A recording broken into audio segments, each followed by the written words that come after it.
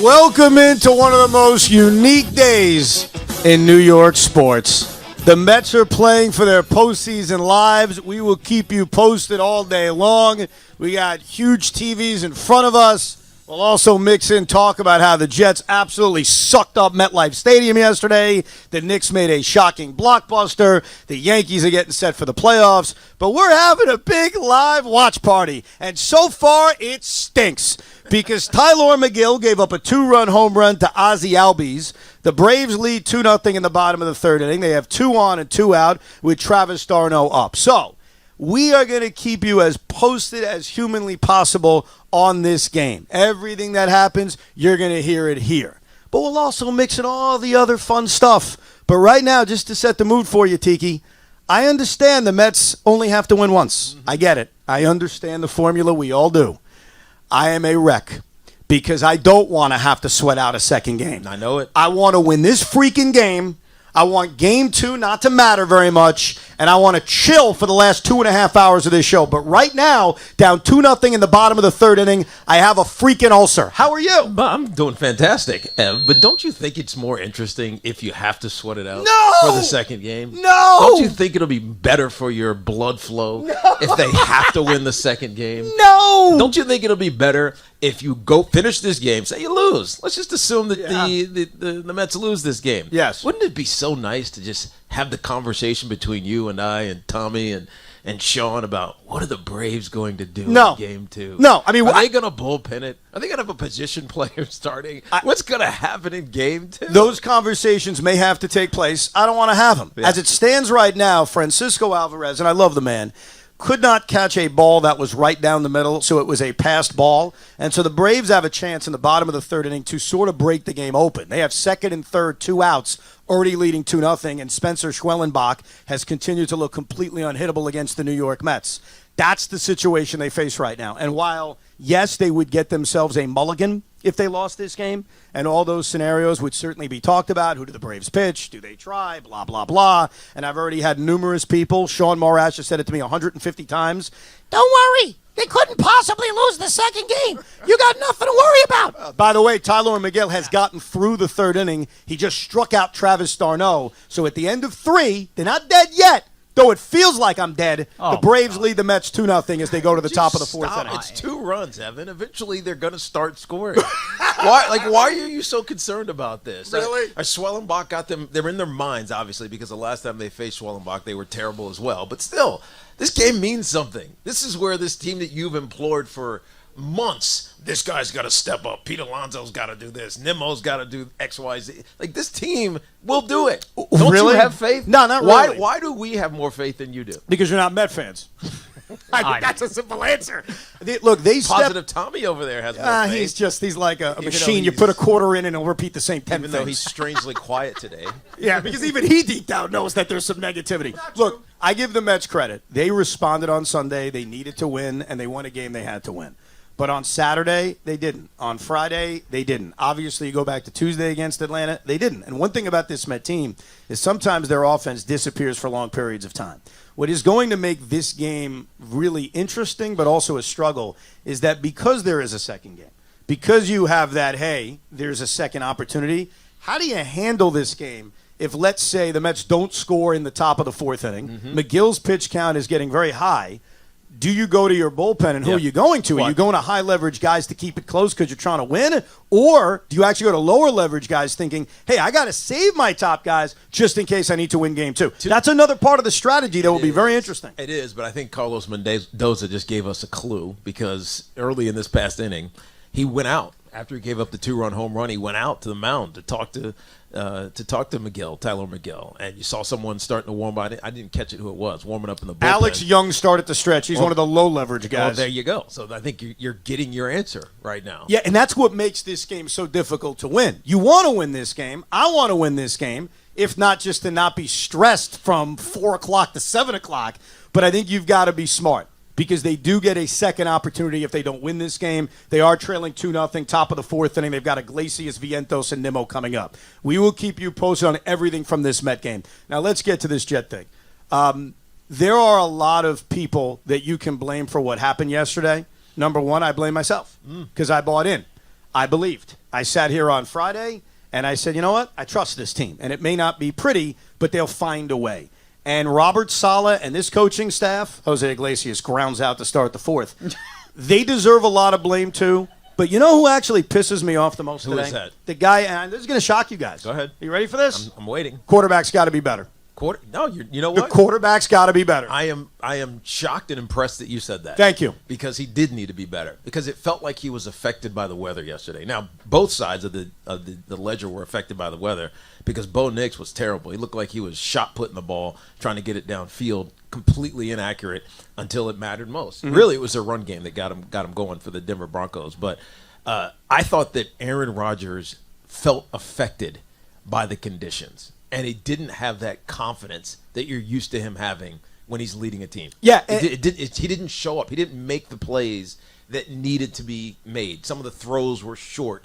The decision down in 3rd and 1 on the 1-yard line before they ultimately had to settle for the field goal because they jumped off sides for the 15,000th time in the game and had to settle for 3 when they were on the 1-yard line at 1st and 1, 1st and goal from the 1-yard line. So I think that Aaron shoulders some of this blame. It's hard to put it on him because there was so much else. Well, look, when you lose a game like that, when you lose a freaking football game 10-9 to the Denver Broncos at home. Who couldn't get out of their own way. No doubt. Most of the game. Trust me, you're going to make a long list of people and instances to blame for a loss like that. And so Robert Saleh, yes, this team has been undisciplined since the day he got here. More on that later. You can rip Nate Hackett for the play calling. More on that later. You can rip the defense. I know it's crazy to say that. They only gave up 10 points. Cortland Sutton found himself as open as humanly possible on what turned out to be the difference in this game, a touchdown. So there are a lot of things that you can point to. But here's why Aaron Rodgers is the guy that I'm going to turn to first. Mm-hmm. Before we get to everybody else, because I expect more from him. Because my belief as a Jet fan was that when Aaron Rodgers walks through that door, everything changes. And so when you have the football in your hands in the fourth quarter, not once, not twice, but 3 times, with a chance to give your team the lead and potentially win the game, and you fail on all 3 occasions, I'm sorry. To me, what was so tough to get through my head was that I thought with a real quarterback we would... an unbelievable amount of money to the... I don't know what that was. I apologize. I thought that things would be different. I thought that the Zach Wilson, Tim Boyle, even old Sam Darnold, it would be different. If the ball's in your hands when your defense stands on its head, that quarterback will make enough plays for you to win. And so thank you, Aaron Rodgers, for after the game putting the blame on himself. I do appreciate that. Of course. I'm not saying he was blaming everyone else. He put it on himself. But I don't think enough people are actually pointing the blame at the guy who we expect more from. Yeah, but I think there's so many other things that could have happened. Sure. Whether it was the fumbles, whether it was the lack of awareness. Breece, Hall, as much as I love the guy, he had 2 easy, not easy, because there are decisions that are happening so fast, it's hard to say they're easy. In retrospect, when I look at it on film, it's easy to say, you know what, he should have kept this thing or cut this thing backside, or he should have bounced this one outside, or he should have run out of bounds in the 2-minute drill instead of trying to stay in bounds and forcing them to use the timeout. Those type of little things are what make differences in games that are decided by a point. So it was everybody's fault. I agree. It was everybody's responsibility to make those plays, to beat an inferior team, and they didn't do it. But I also feel like this team is still in a growth phase. This is only their 5th game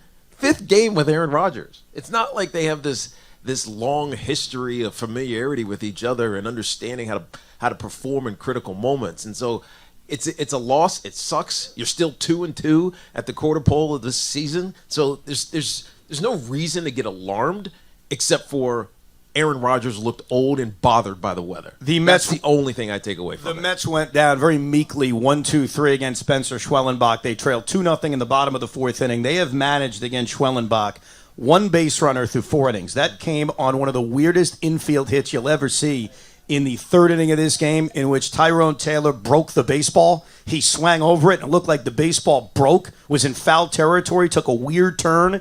Luckily, Taylor was running, and he beat it out for an infield hit, stole second base, got on third with less than 2 outs. Mets couldn't score him. That's all they've done against Spencer Schwellenbach. So on the bottom of the 4th inning, they trailed 2-0. all of those things are true, Tiki.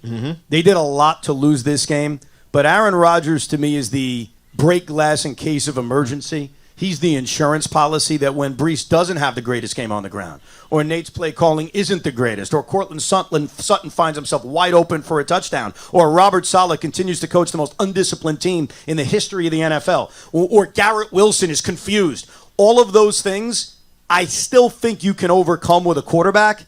And what really concerned me and pissed me off at the end was back-to-back plays in which Aaron and his wide receiver, one-time Garrett Wilson, had absolutely no idea what each other guy was doing.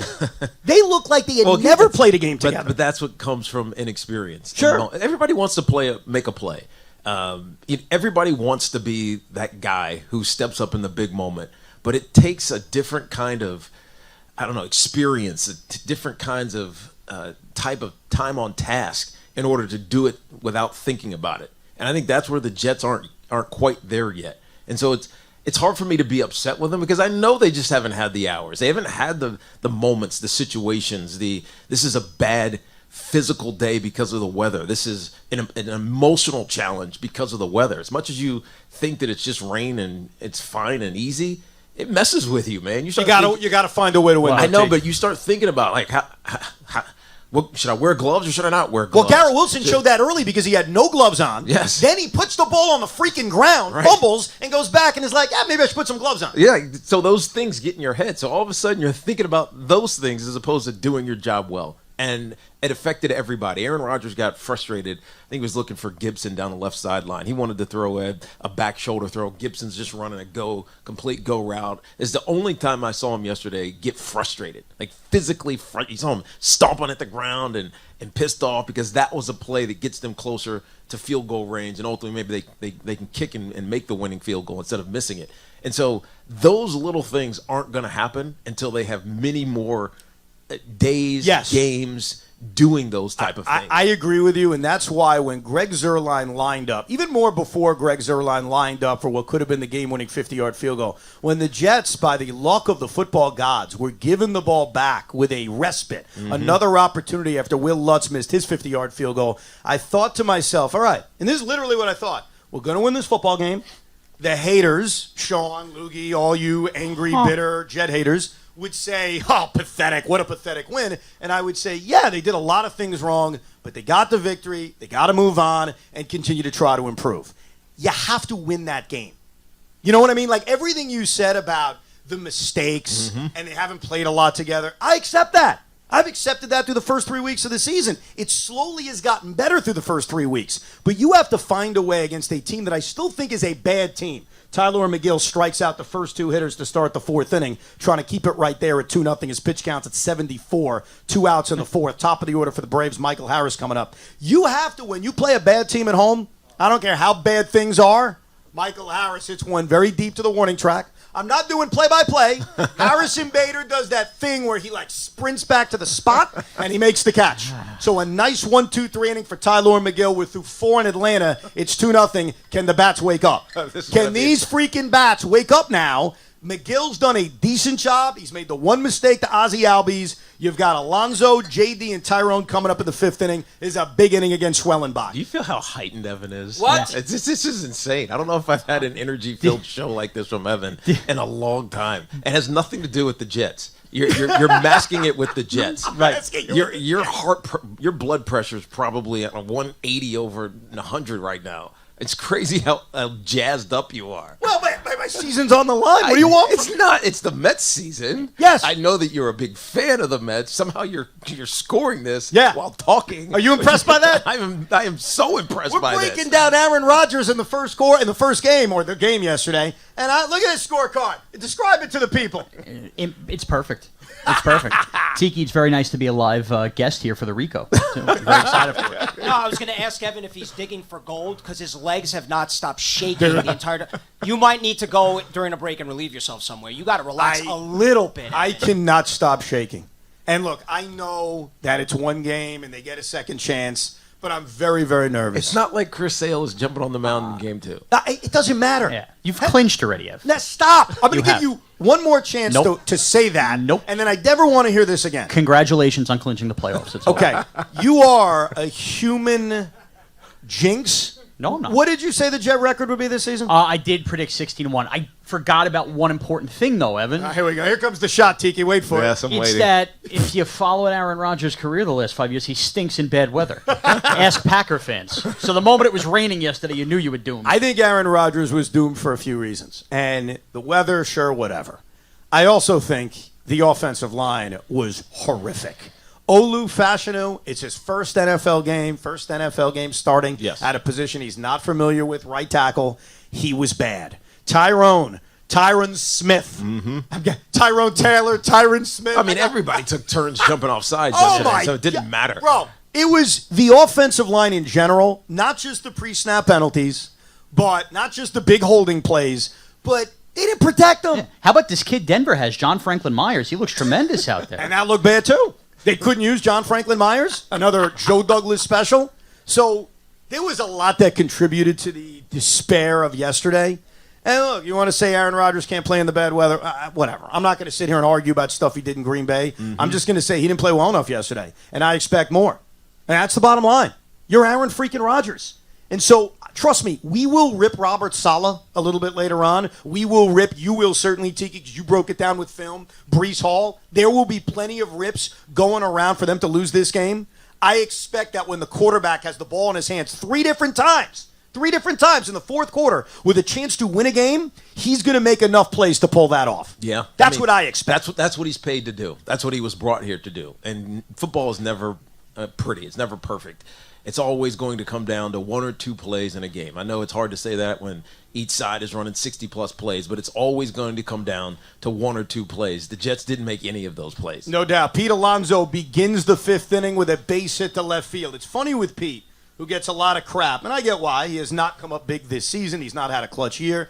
Pete Alonso on this road trip has had one at-bat with runners in scoring position. That's it. It seems like Pete always comes up leading off an inning, but in a case like this, with the Mets trailing 2-0 in the top of the fifth inning, a leadoff single is a big one. So the Mets bring the tying run to the plate. J.D. Martinez, who got the start today and has looked better. His first out was actually one of the hardest hit balls of the game. Hit a line drive deep to center field that was caught by Michael Harris. He had a couple of hits the other day. J.D. Martinez is up with the Mets trailing 2-0 against Spencer Schwellenbach in game one of this doubleheader. We will take your calls throughout the day, whether it's your emotions during this Met game, whether it's reaction to the absolutely putrid and disgusting loss that the New York Jets faced yesterday at MetLife Stadium. That toll-free number is 888-808-1019. I do give Sean Morash a little bit of credit. Sean, in trying to contribute to our audio watch party, not only brought food, he brought Grimace-styled food, and that is Chicken McNuggets from McDonald's. You're good. So Yeah. thank you very much for that. Yes, so stop grimacing and enjoy the game. No, Jesus. I'm sorry you're here. We also brought in homemade quesadillas from Abuelo, so everybody can have a piece of that. Chorizo quesadillas. Thank you, Abuelo. Also, Odyssey. No. Gracias. Abuelo. Oh, gracias. Abuelo. Yeah, you know Spanish, right? Yes, 99 of my regions. There you go. Roll the R, though. Gracias. Gracias. Yeah, close. Abuelo. Close. It is amazing chorizo quesadillas. It's the only thing that's calming me right now because I am very stressed. And deep down, every Met fan is stressed too. Because, yes, your brain tells you if they lose game one as J.D. Martinez dunks a base hit in a center field. So the Mets have a little itsy-bitsy rally going here in the fifth inning. 2 on and nobody out for Tyrone Taylor. We're keeping it right here. We're not going to any commercial breaks. We're going to stay right here and find out if this Met offense can actually respond here in the fifth inning. But let me just finish that point. I'm trying to remember what it was. You were talking about chorizo calming you down. Oh, yeah. So even though Sean and Keith McPherson, Keith, you still here? Keith, my man. Keith said the same thing to me, and I appreciate it. Because at least in Keith's case, maybe not your case, it comes from a nice place of don't worry, you'll be fine. You will be. If you lose the first game, you'll win the second game. Here's what you and Keith don't understand. Mindy trying to bunt the runners over, by the way. Yeah, which, by the way, I'm not against with Tyrone Taylor. Get the tying runs to second and third with Alvarez and Bader, though Harris and Bader is just an absolute mess right now. Francisco Lindor's chirping in the background. Mindy turns around and says, "Shut the hell up." Is that what happened? Watch. Did Lindor tell Mendy, what the F are we doing? Let's not lay a bunt down. It's 2-0 on Tyrone Taylor. I think Tyrone Taylor, by Mindy's reaction, tried to do that on his own. Oh, you think so? Absolutely. I would take the bunt off at 2-0, get a good pitch to hit, and try to drive it. Taylor unfortunately fouled it off. But what Keith and Sean don't understand is while you're using smart logic, Mets lose this game, Braves are going to use their bullpen, you should win the second game. You don't understand what being a Met fan is. Being a Met fan means losing to the Florida Marlins in back-to-back seasons in game 162.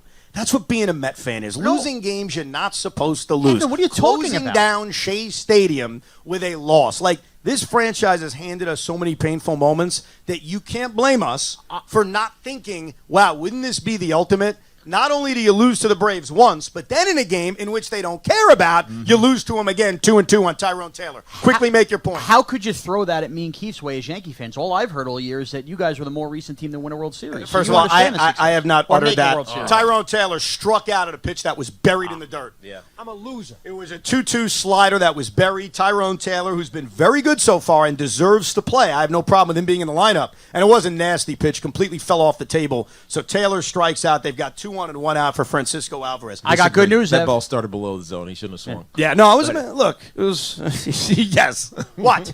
I have 6 or more strikeouts for Schwellenbach. That's 5. So you sat here betting the Atlanta Braves still? Wow, Evan, you are too. I might as well join you. Yeah, actually. Francisco Alvarez taps one, and Schwellenbach makes a very good play throwing him out. So it comes down to Bader with second and third and 2 out.